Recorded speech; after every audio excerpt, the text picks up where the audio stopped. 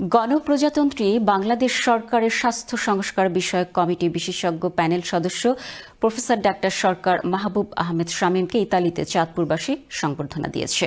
এতে আগামীতে চাঁদপুরের উন্নয়নের মাধ্যমে একটি মডেল চাঁদপুর গড়ার আহ্বান জানান প্রবাসীরা।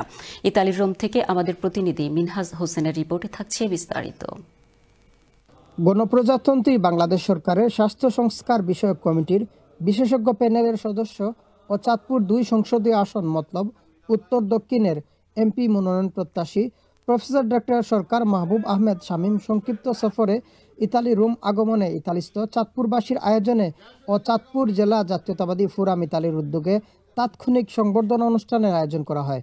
রাজধানী রোমের তর্পিনাতারা স্থানীয় একটি রেস্টুরেন্টের হলরুমে আয়োজিত অনুষ্ঠানে চাঁদপুর জেলা জাতীয়তাবাদী ফোরাম ইতালির প্রধান উপদেষ্টা সিরাজুল ইসলাম মৃদার সভাপতিত্বে ও উপদেষ্টা আল আমিন বিশ্বাসের পরিচালনায় অনুষ্ঠানে রোমের বিএনপির বিভিন্ন অঙ্গ ও সহযোগী সংগঠনের প্রবাসী নেতাকর্মীরা সংবর্ধিত অতিথি প্রফেসর ডাক্তার সরকার মাহবুব আহমেদ শামীম রোম আগমনে স্বাগত জানিয়ে ফুল দিয়ে শুভেচ্ছা জানান।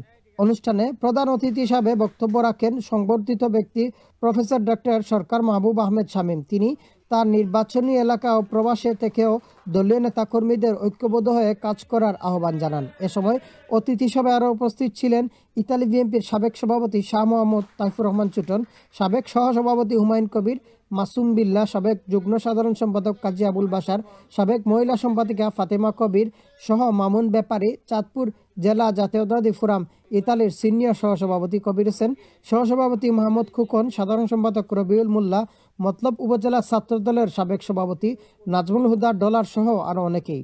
শেষে উপস্থিত নেতাকর্মীরা প্রফেসর ডক্টর সরকার মাহবুব আহমেদ শামীমের সুস্থতা ও আগামীতে এমপি নির্বাচিত করার অঙ্গীকার করেন চাঁদপুর প্রবাসীরা।